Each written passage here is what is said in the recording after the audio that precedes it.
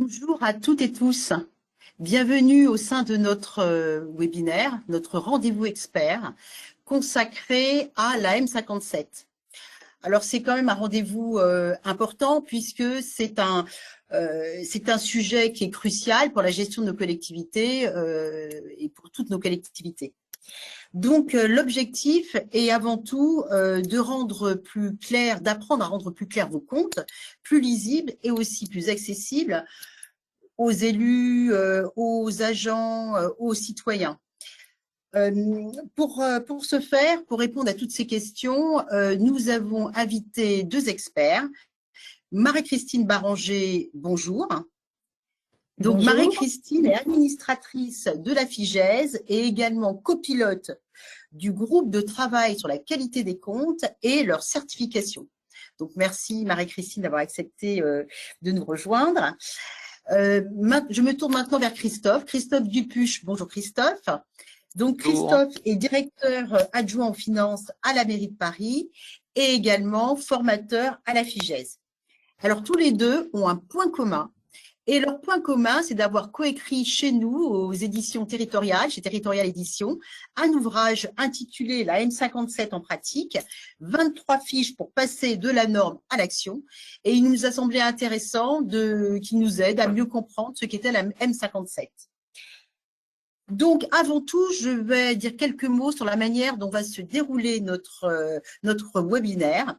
Donc, durant 45 minutes, les intervenants vont faire une présentation et après ce temps, durant un quart d'heure, ils vont répondre à vos questions. Donc, n'hésitez pas, d'ores et déjà, vous devez voir un petit onglet écrit chatter.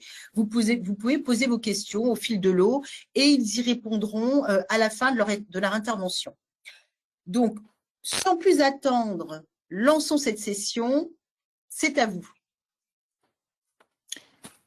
Bonjour à toutes et à tous.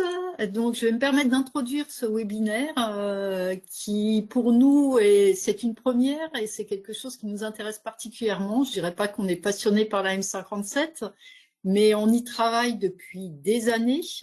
On a travaillé avec tous les experts au niveau de l'État et que ce soit la DGFiP ou la DGCL pour aider à mettre en pratique les normes comptables au sein de cette nouvelle instruction M57, qui est une instruction et un référentiel unique pour toutes les collectivités territoriales.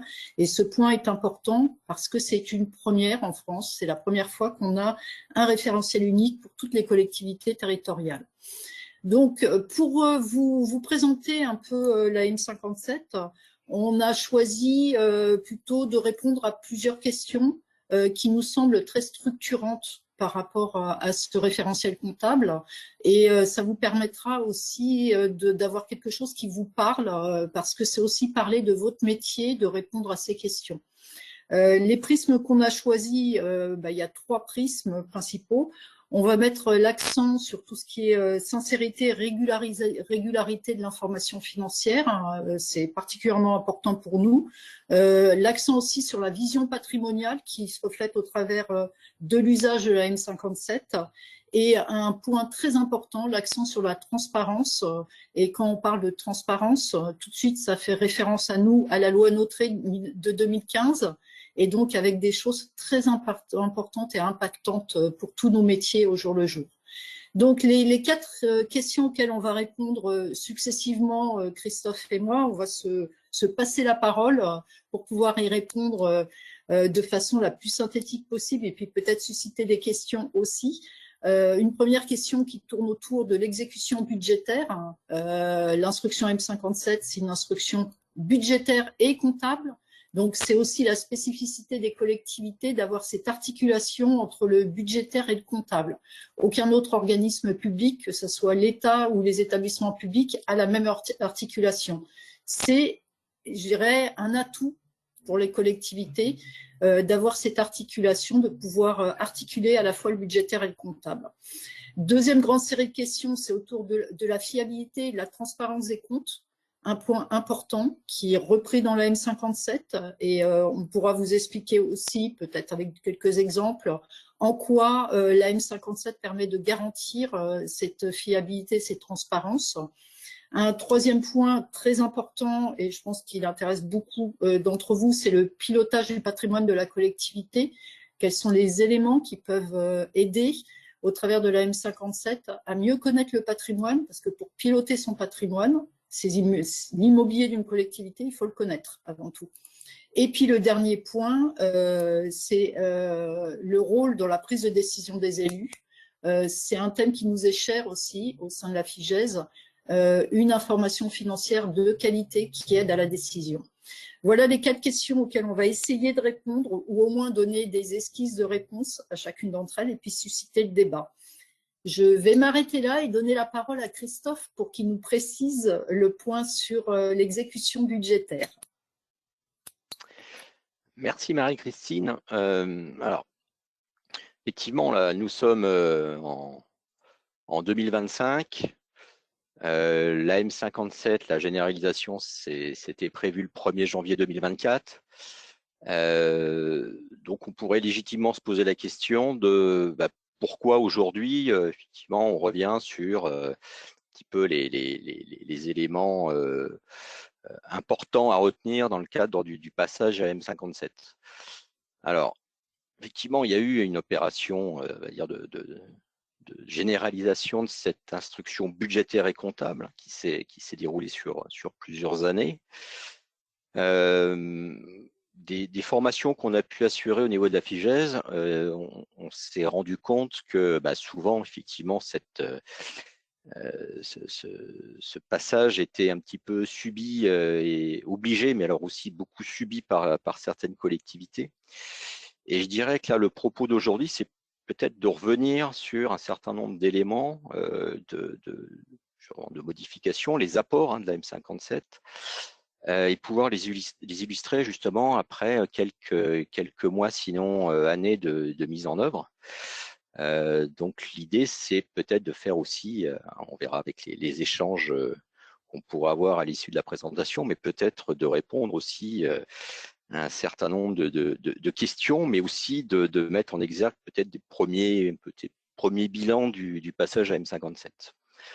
Alors sur effectivement le volet budgétaire, ce qui a été important pour nous de montrer, c'est que on est sur une instruction budgétaire et comptable qui finalement a fait la synthèse de travaux de modernisation très anciens pour certains d'entre eux, de façon à mettre à disposition des collectivités un cadre budgétaire et comptable qui retient les règles de gestion les plus modernes, les plus abouties, on va dire, en matière tant sur le plan de la préparation et d'exécution budgétaire que sur les aspects comptables. Ce qu'il faut retenir aussi, c'est que par rapport à ce qui existait avant, on est là sur un cadre, un référentiel qui est généralisé pour toutes les collectivités.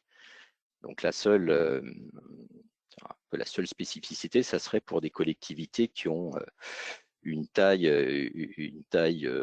inférieure à 3500 habitants, où le cadre effectivement est simplifié, mais enfin sinon, on a un cadre qui concerne toute strate, tout type de collectivité, modulo le fait que toutes les services publics, industriels et commerciaux restent bien en M4, ça n'a pas changé, c'est le cas de beaucoup de budgets annexes ou d'établissements publics, industriels et commerciaux qui portent des compétences des collectivités.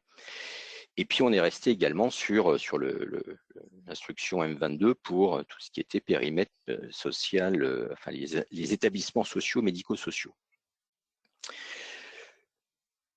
Alors, la M57, finalement, je dirais que c'est pas une révolution, c'est plutôt un référentiel, un dispositif, un cadre qui permet de compléter, de réaffirmer, de mettre en exergue un certain nombre de règles de bonne gestion. Alors sur le plan budgétaire, on peut retenir effectivement dans le tome 2 de la M57. Excusez-moi Christophe, je me permets de vous interrompre. Vous êtes sur la slide 4 de votre présentation. À l'écran, on voit la slide 4. Ah.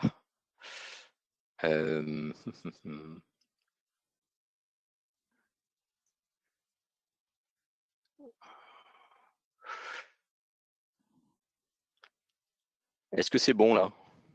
Comment la M57 facilite-t-elle l'exécution budgétaire? Voilà, c'est ça. Donc c'est bien la slide que je commente là. Parfait, parfait, très bien, je vous remercie. Donc je disais effectivement des règles de bonne gestion qui ont été réaffirmées ou complétées sur le plan budgétaire. Donc le tome 2 de la M57 décrit très précisément les règles d'annualité, d'unité, d'universalité et d'équilibre, donc qui sont effectivement les règles budgétaires qui concernent nos environnements, nos contextes de collectivités locales. On pourrait également citer comme point majeur d'évolution la fongibilité des crédits qui a été renforcée avec la mise en place d'un plafond pour les virements portés à 7,5% des dépenses réelles de chaque section. On peut citer les outils de gestion pluriannuelle qui ont été effectivement repris de la M71 qui concernait les régions. Donc la gestion pluriannuelle des autorisations de programme et crédits de paiement pour l'investissement et des autorisations d'engagement et de crédit de paiement pour la section de fonctionnement. Donc ça, ce sont des outils qui nous semblent assez performants pour permettre un pilotage budgétaire pluriannuel. C'est vrai que quand on construit des équipements publics, quand on déploie des politiques publiques sur plusieurs années, sur plusieurs exercices, la gestion pluriannuelle par les autorisations de programme et les autorisations d'engagement permet effectivement d'avoir un pilotage annuel dans un cadre pluriannuel.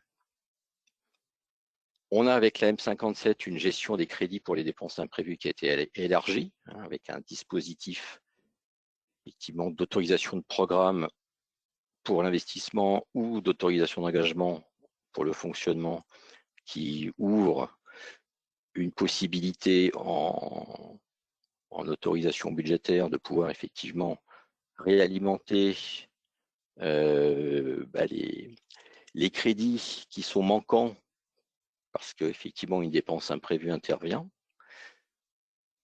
On a des documents budgétaires qui sont rénovés et qui doivent s'apprécier dans le cadre du déploiement du compte financier unique. Et puis un autre outil qui nous semble vraiment extrêmement intéressant dans le cadre de la M57. Alors, ce n'est pas spécifique à la M57, mais c'était effectivement rendu obligatoire dans la M57, c'est le règlement budgétaire et financier que chaque collectivité a dû préparer et passer en délibération auprès de son assemblée. Alors, un règlement budgétaire et financier, c'est un document qui est assez simple, qui fixe les règles principales justement de gestion des autorisations de programme, des règles de durée, de caducité, d'extinction des autorisations de programme, mais qui peut effectivement aussi ouvrir sur d'autres aspects de bonne gestion budgétaire, par exemple les rappels des règles de comptabilité d'engagement. Et donc ce règlement budgétaire et financier, sans être un guide de procédure interne, va constituer un outil de gestion interne qui peut être effectivement assez intéressant, tant pour les équipes, pour les praticiens, que pour les décideurs de la collectivité, voire les élus. Le RBF s'inscrit un petit peu aussi dans la logique de mandature.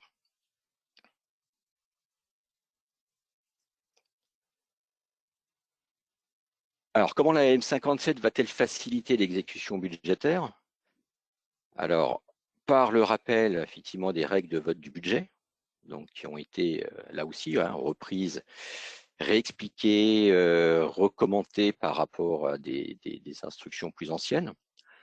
Donc, un vote par nature ou par fonction, avec une présentation croisée selon le mode de vote qui a été retenu, un vote par chapitre ou par nature, et puis l'obligation du débat d'orientation budgétaire qui va précéder le vote, qui se base sur un rapport effectivement, qui est présenté à l'Assemblée délibérante. Et puis une exécution budgétaire, comme on l'indiquait tout à l'heure, qui est aussi rendue plus simple par la fongibilité des crédits. Donc la fameuse règle des plafond des 7,5% des dépenses réelles de chaque section, donc qui peut effectivement faire l'objet de virements de crédit. Là aussi, des règles qui sont peut-être à préciser dans le règlement budgétaire et financier, avec une fongibilité qui est quand même limitée, puisque les crédits relatifs aux dépenses de personnel ne sont pas intégrés dans les règles de fongibilité.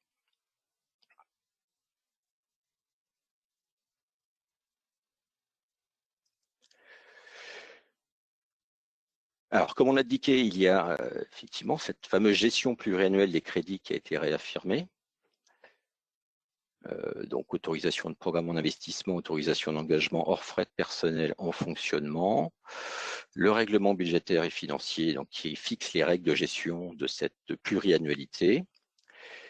Le fait que les autorisations de programme et les autorisations d'engagement sont votées à l'occasion de délibérations budgétaires. Donc là, ce qui permet effectivement aux élus de prendre connaissance à travers le portage budgétaire d'un certain nombre de projets structurants qui sont décidés qui sont portés par la collectivité. Et puis, autre point important, la gestion des crédits pour dépenses imprévues, donc qui se trouve élargie, avec un chapitre de dépenses imprévues par section. Ces chapitres ne sont pas dotés en crédit, donc n'ont pas d'impact effectivement sur l'équilibre du budget, mais effectivement qui permettent de pallier, comme son nom l'indique, le fait de couvrir une dépense qui n'a pas été prévue dans le budget initialement. La possibilité, dans la limite des 2% des dépenses réelles de chaque section, d'effectuer des virements. Et en cas de besoin, l'exécutif va affecter cette fameuse AP ou AE de dépenses imprévues sur le chapitre où la dépense est nécessaire et utilise donc des crédits sur ce chapitre par simple virement.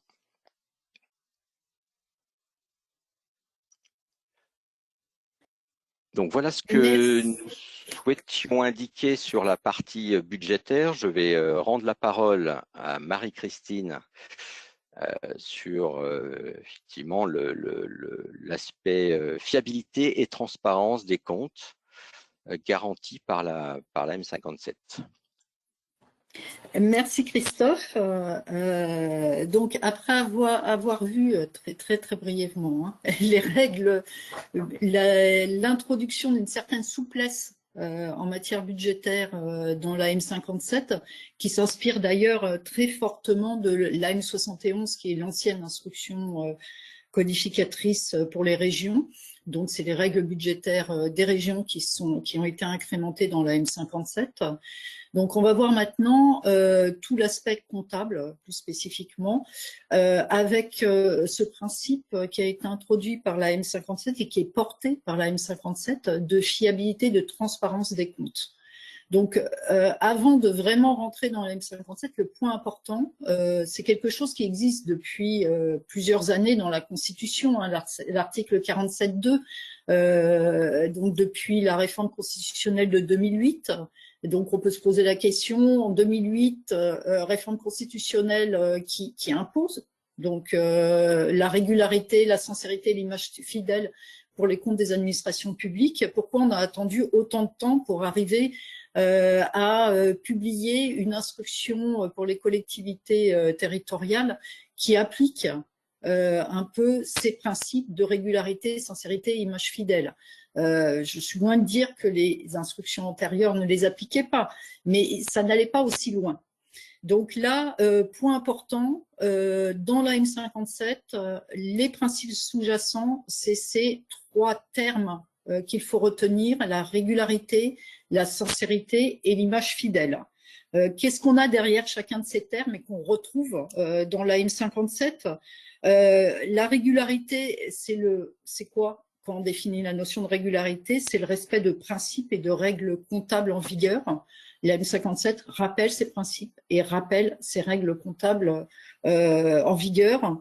Lorsque vous lisez le préambule de la M57, tout de suite, on a quoi? On a les principes de comptabilité générale. On a les principes de permanence des méthodes, les principes de continuité, les principes de non-contraction des recettes dépenses, etc. C'est tous les principes de comptabilité générale que connaissent tout financier qui sont rappelés dans le préambule du tome 1 de la M57. Donc ça, c'est un point important sur la régularité. Sur la sincérité, qu'est-ce qu'on a derrière? Derrière le principe de sincérité, on a le fait que les comptes doivent être le reflet fidèle des opérations financières de la collectivité. Donc, ça doit fidèlement retracer tout ce qui est fait au sein de la collectivité. Donc ça, on va retrouver ça au travers, quand je présenterai un peu quelques exemples. Mais c'est vraiment un principe sous-jacent aussi de la M57 et c'est le but aussi de la description de comment il faut retracer tel ou tel type d'opération en comptabilité, quels sont les impacts budgétaires aussi de tel ou tel type d'opération. Et puis l'image fidèle. Donc, deux choses dans l'image fidèle. La première, c'est que lorsqu'on regarde nos états financiers, donc vous avez accès au bilan, au compte de résultats de vos collectivités, ces états financiers, ils doivent être le reflet fidèle de la situation de la collectivité, tant sur le point de vue patrimonial que sur le point de vue de l'activité au quotidien, l'activité annuelle. Et deuxième point important aussi, c'est on retrouve la notion de transparence. Donc, transparence dit compréhensible. Ces états financiers doivent être compréhensibles des utilisateurs. Les utilisateurs, c'est bien entendu les élus, ceux qui prennent les décisions stratégiques aussi, mais c'est aussi tout citoyen. Ils doivent pouvoir comprendre les comptes qui leur sont rendus. Donc, c'est ces principes sous-jacents qui président à l'ensemble de la M57. C'est vrai que quand vous ouvrez le tome 1, même le tome 2 de la M57, ça peut paraître très ardu. Ça s'adresse à des personnes qui ont quand même une certaine connaissance, une certaine technicité, mais quand on s'y plonge vraiment, on trouve énormément de choses dedans. Autre point important aussi, le fait que ce soit une instruction budgétaire et comptable unique pour toutes les collectivités territoriales va permettre de comparer une collectivité par rapport à une autre. Ce qu'on ne pouvait pas faire avant, puisqu'avec les différentes nomenclatures M14, M52, M71, c'était impossible de pouvoir comparer. Donc là, la comparabilité des comptes, c'est un point important également. Donc, au-delà de ça, dans la M57, on a des principes comptables qui sont réaffirmés. Si j'introduis un peu d'histoire, j'irai dans la M57, au-delà de la réforme constitutionnelle de 2008, on a eu aussi en 2009 la désignation d'un normalisateur comptable public qui n'existait pas. Le Conseil de normalisation des comptes publics a été créé en 2009, en janvier 2009, pour justement bâtir une norme publique. Antérieurement, on n'avait pas de normalisateur public. On devait se référer au Conseil national de la comptabilité qui était surtout pour la comptabilité privée. Donc là, le fait d'avoir un normalisateur public, ça nous a permis de commencer à bâtir des normes qui tenaient compte des spécificités publiques. Et donc, on voyait bien, il existe des spécificités publiques. On le reverra dans la présentation, il y a un certain nombre de spécificités. Donc, il y a des dérogations, en quelque sorte, au principe de comptabilité générale de droit comptable privé, mais qui sont justifiées par le fait que les collectivités publiques, les établissements publics locaux aussi, ne sont pas des entreprises privées. Donc, ce normalisateur comptable, il a travaillé pour tous les organismes publics et notamment pour les collectivités territoriales. Et donc, il a bâti des normes par grande catégorie de recettes et de dépenses. Et c'est quoi une norme? Une norme, c'est un cadre pour savoir définir ce que c'est le type de dépense. Alors, je peux prendre comme exemple une immobilisation corporelle, c'est ce qui est le plus simple, un bien. Donc, définir ce qu'est un bien, précisément. C'est quoi un bien? Donc, la norme publique définit ce qu'est un bien et définit comment on mesure la valeur du bien Donc, est-ce qu'on prend une valeur de marché? Est-ce qu'on prend une valeur vénale? Donc, ça définit tous les types de valeurs qu'on peut avoir pour un bien. Ça définit aussi la notion de coût historique. Ça définit aussi la valeur à la clôture du bien. Donc, on a derrière, on a ces notions d'amortissement, de dépréciation, à quoi ça correspond. Donc, c'est tous ces éléments qui sont définis dans la norme. Et ces normes étaient très importantes parce que c'est sur la base de ces normes qu'on a pu rédiger la M57. On n'a pas pris, la M57 a été rédigée, le travail, il n'a pas été un copier-coller des instructions antérieures. Le travail, il est parti du normalisateur comptable et de groupes de travail avec des experts qui n'étaient pas des experts uniquement d'État, c'était aussi des experts de collectivités territoriales, des directeurs financiers, des chefs de service, des praticiens en collectivités territoriales qui travaillaient en groupe de travail sur la norme, sur les définitions et surtout sur la façon dont on devait rédiger la M57, vulgariser ces définitions pour qu'elles soient compréhensibles du plus grand nombre et qu'elles soient surtout applicables sur le terrain. Voilà, ça a été ça. Et le rôle du normalisateur comptable est extrêmement important. Et cette méthode de travail est importante aussi parce que c'est une méthode qui permet de rendre plus lisible et mieux applicable la norme au niveau des praticiens au jour le jour, des opérationnels au jour le jour. Autre point important, c'est le principe de droit constaté qui est réaffirmé, comme je le disais, dans le tome 1 de la M57. Quand vous l'ouvrez, vous avez tous les principes comptables, vous avez aussi les droits constatés, avec l'explicitation. Pourquoi c'est important d'avoir cette notion de droit constaté, d'enregistrer les créances et les dettes. Donc, ce qui est très important parce que ça veut dire quel est le fait générateur d'une créance, quel est le fait générateur d'une dette. C'est pas le paiement ou c'est pas l'encaissement. C'est avant, mais c'est quand avant? Avec tout de suite derrière, on voit pour tout ce qui est dépenses de fonctionnement, le principe du rattachement, rattacher la dépense ou la recette au bon exercice. L'exercice où il y a eu le fait générateur. Et ça peut ne pas être évident. Et ces points-là sont des points extrêmement importants. Alors, pour aller un peu plus loin et donner des exemples un peu plus pratiques, je dirais, sur cette notion de fiabilité et de transparence, un exemple emblématique, c'est la notion de risque qui a vraiment été mis en avant dans la M57. Cette notion de risque, on la voit au travers de deux notions que vous retrouvez dans la M57, la notion de provision et la notion d'engagement hors bilan. Sur la notion de provision, dans la M57, au niveau comptable, il y a la définition de tous les types de provisions qu'on peut avoir, qu'on peut constater dans une collectivité territoriale, les provisions pour risque, les provisions pour charge. Alors, on a eu plein de débats sur les provisions CET. Ça a été source de débat avec Bercy pour savoir comment calculer une provision CET, est-ce qu'on devait provisionner, est-ce qu'on pouvait provisionner. Enfin, il y a eu quand même beaucoup de débats sur ce point.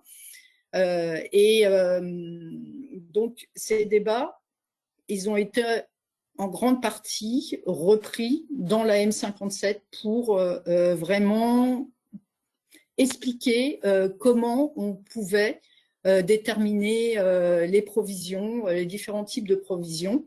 Et derrière, lorsque vous réfléchissez, ça veut dire s'organiser aussi. Ça veut dire aussi, sur cette thématique des provisions, que la comptabilité n'est pas que l'affaire des financiers. La comptabilité, c'est l'affaire de toutes les directions, de tous les services d'une collectivité. Les provisions, c'est un exemple type. Vous avez, j'en ai parlé, les provisions CET, il faut se tourner vers la DRH pour avoir des éléments d'évaluation. On a les provisions pour risque, il faut se tourner vers une direction juridique, direction de l'urbanisme, pour essayer d'identifier des risques. Il faut savoir pouvoir les centraliser, pouvoir les évaluer. Donc, c'est quelque chose qui est un peu l'affaire de toute la collectivité. Et donc, ça permet d'avoir quelque chose qui est partagé par tout le monde. Et ça permet aussi de se pencher sur l'organisation. Donc ça, c'est particulièrement important et impactant. Deuxième notion autour du risque, les engagements hors bilan, c'est quelque chose qui était vu, je dirais, puisqu'il y a une annexe spécifique au compte administratif sur les engagements hors bilan, mais bien souvent, c'était les garanties d'emprunt. On se limitait aux garanties d'emprunt, alors que les engagements hors bilan, ça peut être beaucoup plus de choses, et c'est particulièrement intéressant en termes d'information pour les élus, de savoir qu'il peut y avoir un risque qui n'est peut-être pas chiffré, et qui est prévisionnel, évaluatif, il n'est pas certain du tout, mais il peut survenir à un moment ou à un autre. Ça peut être autour d'une délégation de service public, ça peut être autour d'une concession, il peut y avoir des dispositions au sein des contrats qui introduisent un risque probable, peut-être, éventuel, pour la collectivité dans quelques années.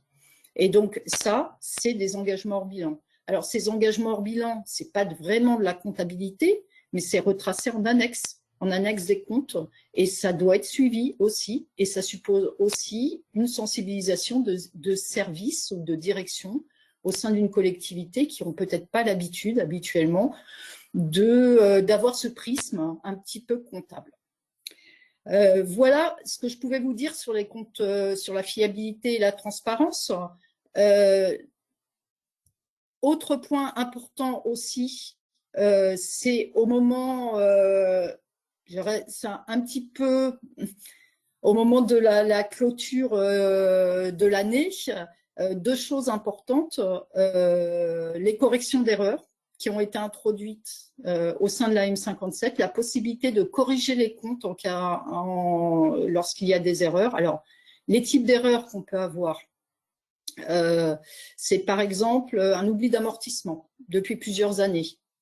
Et donc, dans ce cas-là, il faut rattraper rétroactivement tous les amortissements qui ont été pas faits. Et dans ce cas-là, on a un dispositif spécifique de correction, dite de correction d'erreur, qui permet de rattraper tous les amortissements non constatés. Même chose si on découvre une immobilisation qui n'a jamais été comptabilisée dans les comptes. De la même façon, on a la possibilité de la récupérer dans nos comptes, en quelque sorte, via ce dispositif de correction d'erreur, qui est là, en l'espèce, non budgétaire, donc qui n'a pas d'impact budgétaire. Et puis, les événements post-clôture, donc là, c'est vraiment des événements qui pourraient avoir un impact, qui auraient dû avoir un impact sur les comptes de l'année, mais il est trop tard, c'est après le 31 décembre, on n'en a pas eu connaissance avant, et donc il y a la possibilité de pouvoir les prendre en compte, donc via une annexe, pour indiquer qu'il y a des événements post-clôture. Tout ça, ça fait partie de l'information qu'on peut donner aux décideurs publics. Donc, et ça fait partie aussi, quelque part, de la réhabilitation, en quelque sorte, de tout l'aspect reddition des comptes. Lorsqu'on rend les comptes, au moment soit du CFU, soit du compte administratif, on a toutes ces informations qui donnent une image très exhaustive aux élus de tous les événements qui se sont passés durant l'année au sein de la collectivité. Après ce chapitre sur la fiabilité et la transparence, autre question qu'on voulait aborder quand on vous présente la M57, c'est la question du pilotage du patrimoine de la collectivité. Je l'ai déjà dit, la M57, il y a une grosse partie sur tout ce qui est immobilisation. Lorsque vous regardez le tome 1 de la M57, vous avez à peu près un tiers du tome, qui est quand même assez imposant, sur les immobilisations. Alors, c'est particulièrement important et particulièrement intéressant parce que ça donne énormément d'éléments sur comment bien connaître le patrimoine de sa collectivité. Vous avez dans la M57 des chapitres pour savoir comment on enregistre les entrées d'immobilisation selon les différentes formes d'entrée d'immobilisation, et on n'a pas que les acquisitions, loin de là. Comment on enregistre aussi les sorties d'immobilisation. Donc, ça veut dire qu'on a toutes les clés pour pouvoir avoir une meilleure connaissance possible de son patrimoine. outre le fait qu'il faut aussi, et c'est rappelé dans la M57, tenir un inventaire comptable et donc savoir ce qu'on a effectivement, ce que la collectivité a. Et si elle oublie, si elle découvre qu'il y a des immobilisations qui n'ont jamais été comptabilisées dans son inventaire comptable, elle peut les réintégrer par le mécanisme de correction d'erreur, justement. Et donc ça, c'est important dans la M57, vous avez tous ces éléments. Vous avez aussi la définition précise de ce qu'est une immobilisation, et ça, c'est important. Vous avez même des arbres de décision qui sont très clairs, qui vous permettent de savoir si vous pouvez enregistrer en immobilisation tel ou tel bien ou non, selon tel ou tel critère. Et ça, c'est important aussi en termes budgétaires, parce que c'est le prisme investissement-fonctionnement. Il y a la notion de composant qui n'est pas obligatoire, loin de là. Donc, vous pouvez l'utiliser comme vous pouvez ne pas l'utiliser. Donc, mais cette notion de composant, elle est dans les données sur les immobilisations. Donc, c'est quelque chose que vous pouvez parfaitement activer dans une collectivité si vous en voyez l'utilité. En matière d'amortissement, vous avez donc l'amortissement qui est généralisé en prorata temporis avec des dérogations.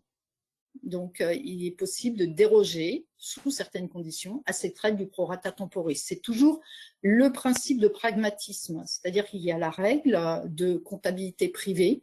En comptabilité privée, c'est le prorata temporis généralisé. Pour les collectivités, du fait de l'articulation budgétaro-comptable, l'amortissement est une charge.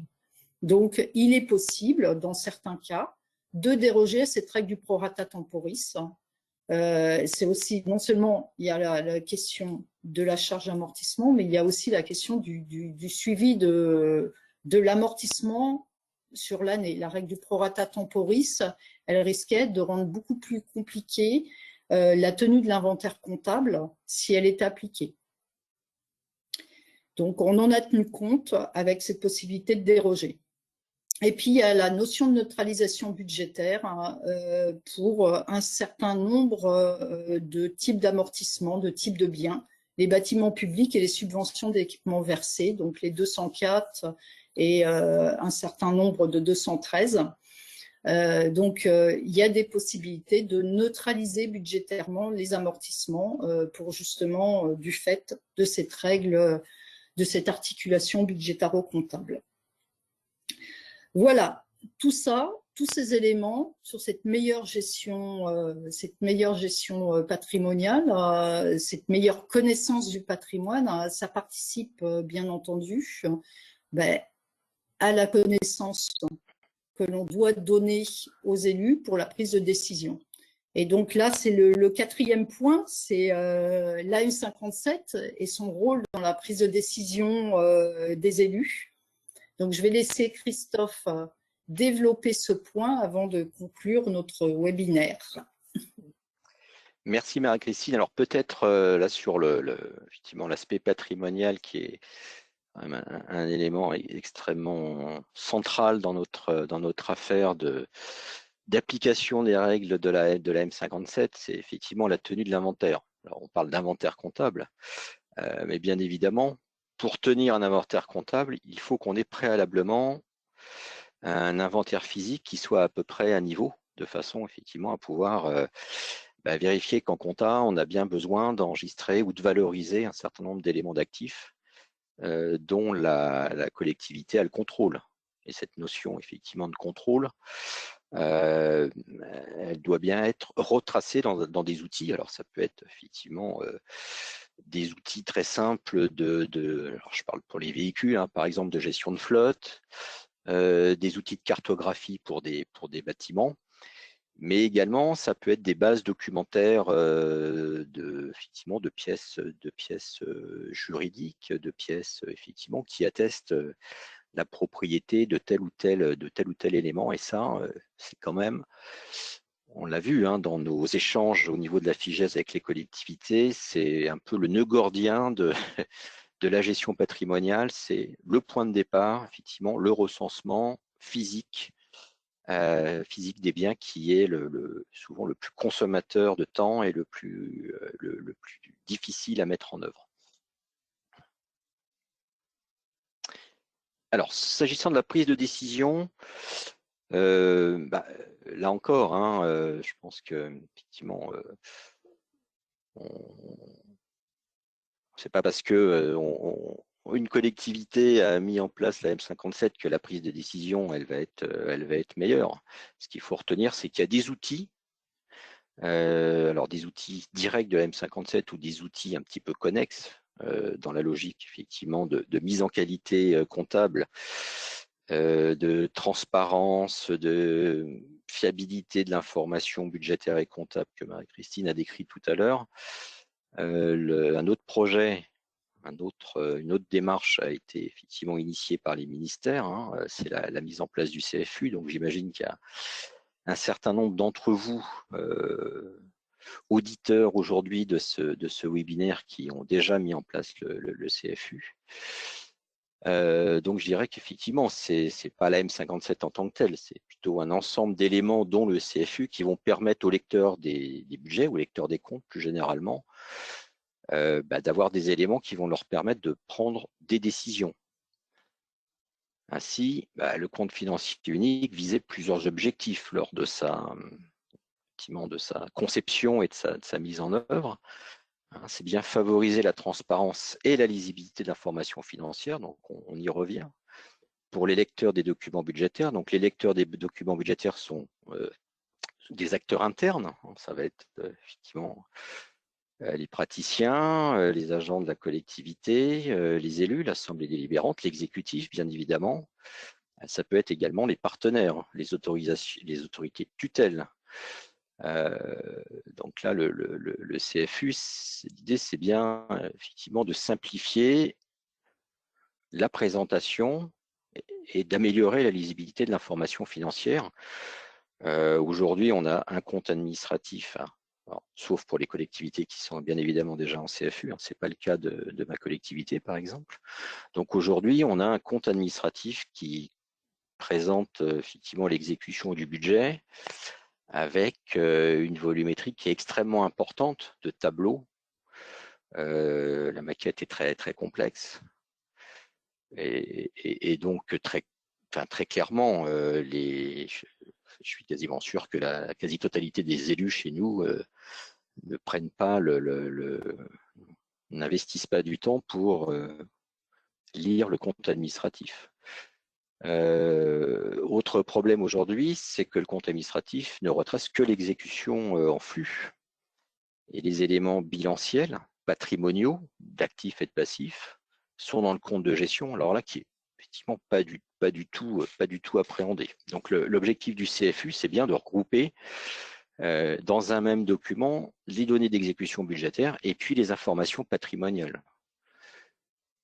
C'est vrai que le niveau de la dette, par exemple, les ratios, actifs, des ratios d'actifs, les ratios de passifs, ce sont des éléments centraux qui vont justement permettre la prise de décision. L'idée du CFU, c'est aussi, parce que là on parle beaucoup effectivement ordonnateur, collectivité, mais la production des états financiers, ce sont deux acteurs, les ordonnateurs et les comptables. Donc l'idée du CFU, c'est bien de simplifier les processus administratifs entre ordonnateurs et comptables pour produire les documents d'exécution budgétaire et comptable. Et puis, ce CFU se voit complété d'un certain nombre d'éléments, d'annexes, de ratios qui permettent justement de l'avoir de façon plus ou moins synthétique. Il faut quand même raison garder. Le CFU ne va pas être là aussi une révolution complète de l'information budgétaire, enfin financière au sens large des collectivités. Mais le CFU va offrir quand même un certain nombre d'éléments de synthèse qui vont permettre, on l'espère, de pouvoir avoir une idée plus précise de la situation financière de la collectivité et de prendre des décisions. Ce qu'on retient, nous, un peu praticiens, c'est qu'à travers le CFU, on a vraiment une mise en exergue de données comptables.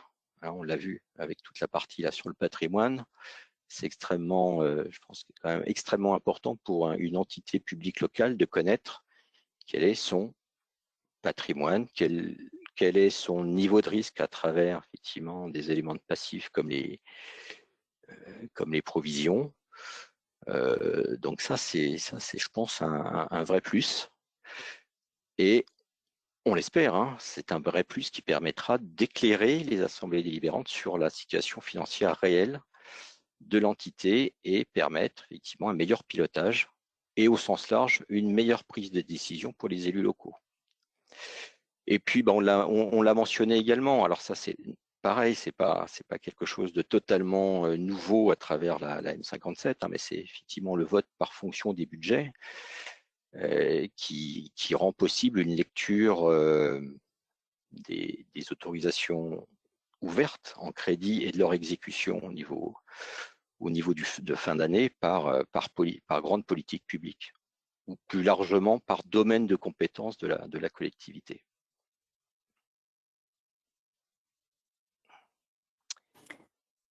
Alors, Donc, autre facteur dans la prise de décision, c'est effectivement l'aspect reddition des comptes que Marie-Christine va développer. oui, et en guise de conclusion également, puisqu'on arrive au bout de notre intervention, l'AM57, avec tous les éléments qu'elle introduit, les explicitations, les détails qu'elle fournit aussi, la pédagogie aussi qu'on peut faire tout autour de l'AM57, plus le CFU qui va être généralisé à compter de 2026 pour toutes les collectivités. C'est des outils qui sont particulièrement intéressants pour justement la reddition des comptes. Jusque-là, c'était quoi la reddition des comptes? Le vote du compte administratif et du compte de gestion en concordance, donc au mois de juin de l'année N+1. Donc,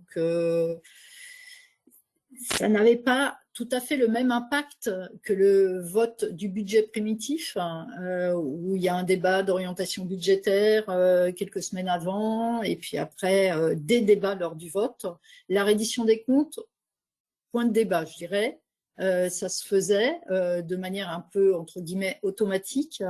Le fait d'avoir désormais des comptes qui pourraient signifier quelque chose, d'avoir des comptes qui sont plus complets, je dirais plus lisibles, entre guillemets, c'est un peu la volonté du CFU, cette lisibilité, ça pourrait réhabiliter la phase de reddition des comptes, ça devrait réhabiliter la phase de reddition des comptes.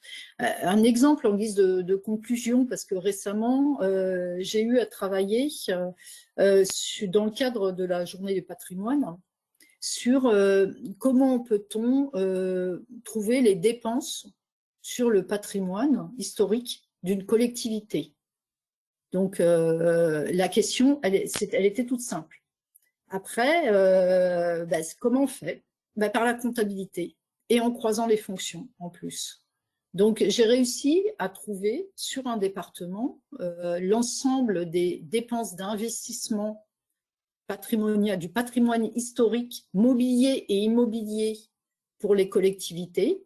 Et par collectivité, en plus, on pouvait, puisqu'avec dans l'open data, on a énormément de données, et également en croisant avec la fonctionnelle les dépenses de fonctionnement afférents à ce patrimoine historique. Et ça, c'est la comptabilité qui a donné ces résultats. On croise les comptes sur tout ce qui est immobilisation historique, c'est des comptes 216. On a donc 216.1 et 216.2 pour l'immobilier et le mobilier. On regarde les mouvements annuels, on a l'investissement.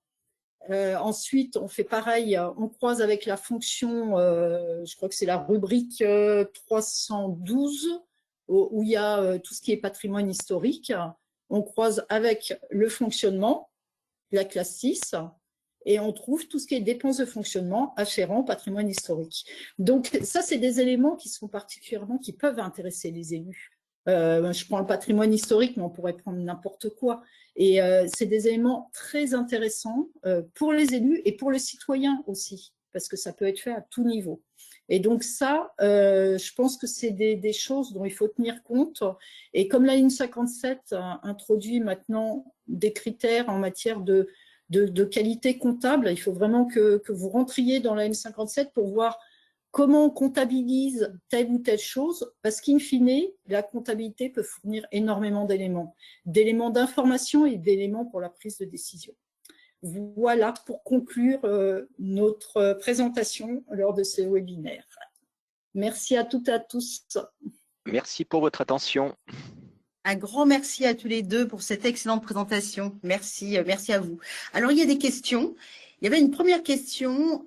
Pouvez-vous m'indiquer l'imputation à utiliser lorsque l'entité paie directement au prestataire les frais d'hôtellerie, donc type hébergement et repas, donc les frais d'hôtellerie des agents qui se rendent à des formations. Donc, l'imputation à utiliser lorsqu'on paie en direct le prestataire, au prestataire les frais d'hôtellerie. C'est le QCM. C'est Alors, très c'était en précis. fait, c'est pour savoir si on connaît par cœur le plan de compte M57. Question piège. C'est du 62, je dirais. C'est du service extérieur. Prestation de service. 60... Oui. Ouais, prestation de service. C'est dans les comptes 62, je dirais. Mais là, on va regarder, on prend la question, on va regarder et on vous répondra avec le compte exact du plan de compte M57. Mais c'est de la charge en classe 6, donc des dépenses de fonctionnement. Et à mon avis, c'est du 62, donc chapitre 011. Il faudra regarder précisément lequel. Alors, aussi une autre question. Pourquoi écarter les frais de personnel des autorisations d'engagement?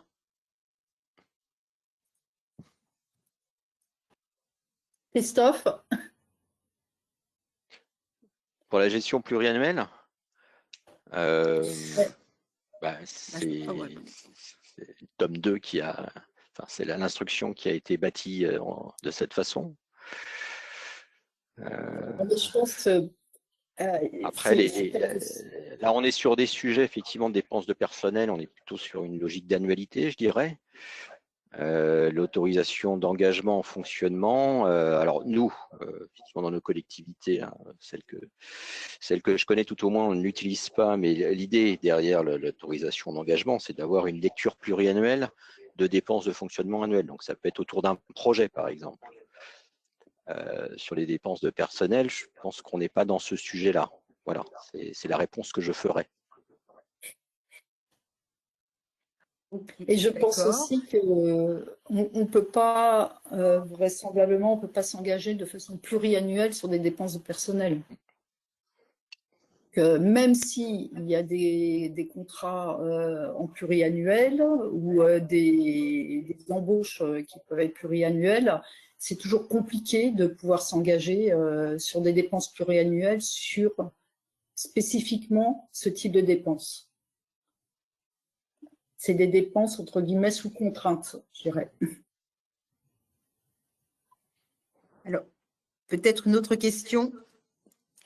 Le coût historique donne-t-il l'image fidèle du patrimoine local?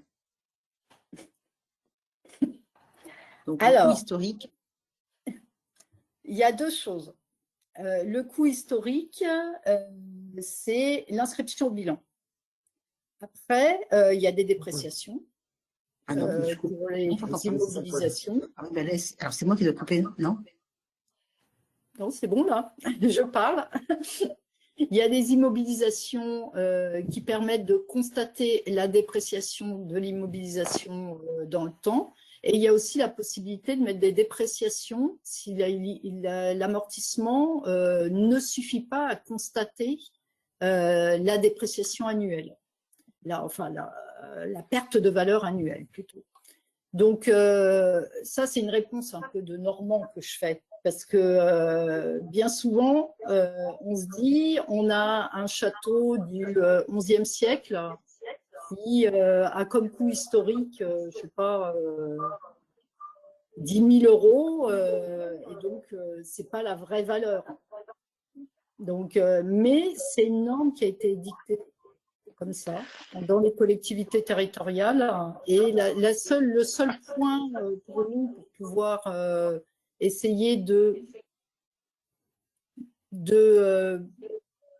de rendre les choses un peu plus, je dirais pas fiables, mais proches de la réalité, c'est ces principes d'amortissement et de dépréciation. C'est le seul truc, mais ça c'est limite. Hein. Ça c'est limité. D'ailleurs, la norme sur tout ce qui est bien historique le dit très explicitement sur tout ce qui est bien dit historique. En général, c'est 1 euro qui est demandé. On ne fait pas d'autres évaluations. Je ne sais pas si Christophe, si tu as d'autres éléments. Si, derrière, oui, juste pour compléter tes propos, derrière le coût historique, donc c'est effectivement déjà un principe de prudence, hein, je pense au niveau comptable. Principe de prudence parce que prenons l'exemple, par exemple, de patrimoine immobilier. Patrimoine immobilier, des immeubles de rapport. Donc, si on venait en comptabilité à prendre des valeurs de marché qui sont quand même extrêmement volatiles, je pense qu'en termes de lecture des comptes, ça poserait un problème.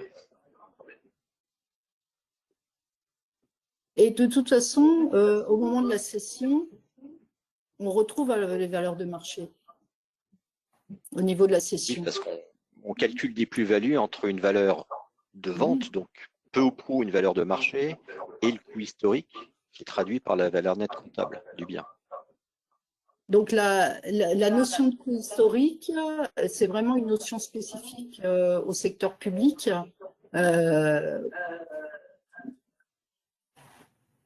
Parce qu'on ne peut pas, comme le dit Christophe, c'est le principe de prudence. Donc, on retrouve cette notion, de toute façon, la notion de valeur de marché, on la retrouve peu ou prou au moment de la cession d'un bien, d'un immeuble de rapport ou du domaine privé d'une collectivité. Alors, une autre question. Pouvez-vous revenir sur le mécanisme d'emploi des dépenses imprévues? En effet, s'il faut néanmoins réaliser des virements depuis les chapitres d'OTCP, quel intérêt à continuer d'inscrire des autorisations sur ce chapitre versus une surbudgétisation sur les chapitres habituels? Si je... Vous voulez que je la répète ou... Non, c'est bon. Sur les dépenses imprévues, justement, il n'y a pas de surbudgétisation parce qu'on parle d'autorisation de programme. C'est pas un sujet de crédit de paiement. L'autorisation de programme qu'on va prévoir sur le chapitre des dépenses imprévues, que ce soit en BI ou section d'investissement, section de fonctionnement, en fait, elle va servir. Ça va être une boîte de réserve qui va pouvoir être virée vers le chapitre où on a besoin effectivement d'avoir plus de crédits. Alors évidemment, ça nécessite de mobiliser les crédits de paiement existants, mais pour autant, à l'occasion d'un vote d'une étape budgétaire infra-annuelle, on peut effectivement après remettre les crédits de paiement qui sont peut-être nécessaires, initialement prévus sur la dépense initiale ou sur la fonction initiale ou la nature initiale. Justement, l'intérêt du dispositif, c'est de ne pas mobiliser inutilement des crédits de paiement dans l'équilibre du budget lors de sa construction. Je ne sais pas si mon propos était clair. Je ne suis pas spécialiste, donc je ne peux pas répondre à la place des participants. Alors après, justement, au niveau de la fiche, on avait préparé une fiche. Malheureusement, la dernière question.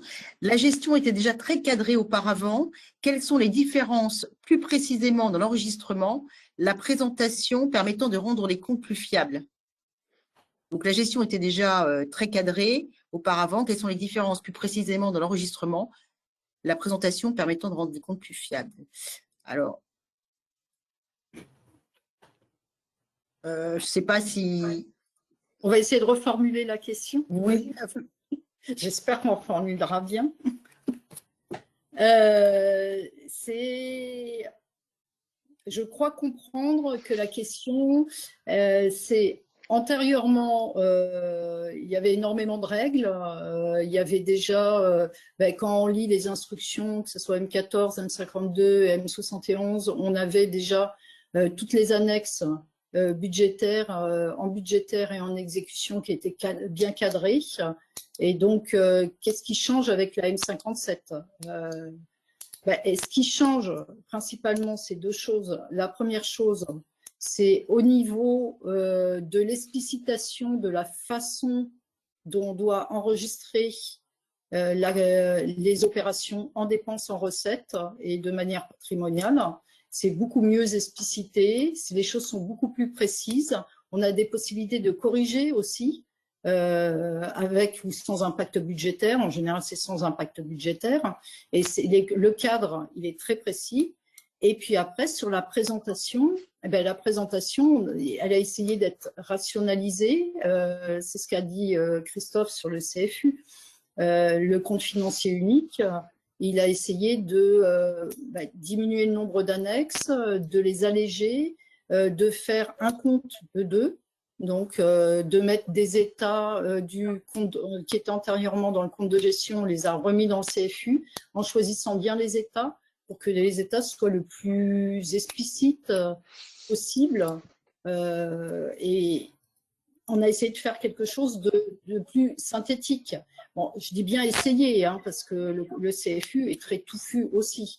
Mais il a quand même bien allégé la somme des deux, compte administratif plus compte de gestion. Il a retiré les doublons aussi, parce qu'il y avait des doublons qui nécessitaient en plus un travail d'ajustement entre l'ordonnateur et le comptable. Donc, c'est là où se situe la différence. Je dirais la principale différence, c'est vraiment sur l'explicitation de règles. On fixe des règles et on les explicite.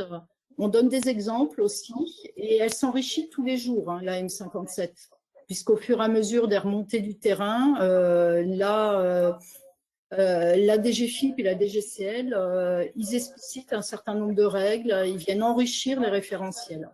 Donc, c'est ça. Et puis, c'est aussi le fait d'en avoir un seul pour toutes les collectivités aussi. Je ne